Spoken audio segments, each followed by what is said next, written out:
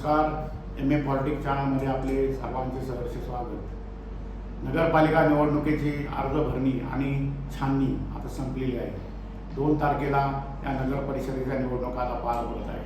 परंतु आपण एक पाहिलं असेल की या नगर परिषदेच्या निवडणुकीत मोठ्या प्रमाणावर राजकीय घराणेशाही आपल्याला दिसून येत आहे.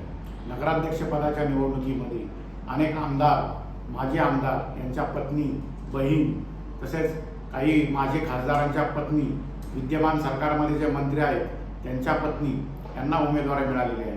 त्यामुळे सामान्य कार्यकर्त्याला काय आता या नगराध्यक्षपद मिळणं हे आता दुरापास्त झाले आहे. याचे एक कारण असे आहे की निवडून येण्याची क्षमता हा निकष हा राजकीय पक्षाच्या दृष्टीने अत्यंत महत्त्वपूर्ण ठरतो आणि सध्याच्या काळात निवडणुका ह्या अत्यंत खर्चिक झालेल्या आहेत.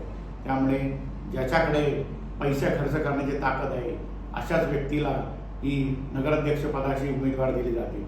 त्यामुळे नाईलाजास्तव आमदार, खासदार, मंत्री यांच्याच घरामध्ये ही नगराध्यक्षपदाची उमेदवारी दिल्याची आपल्याला दिसून येत आहे. ही राजकीय घराणेशाहीला कुठलाच पक्ष अपवाद नाही आहे. सर्वच पक्षांनी आपापल्या पक्षातील तगड्या उमेदवारांच्या घरामध्ये नगराध्यक्षपदाची उमेदवारी दिलेली दिसून येते. कारण नगराध्यक्षपद हे आता जनतेतून निवडून द्यायचे असते.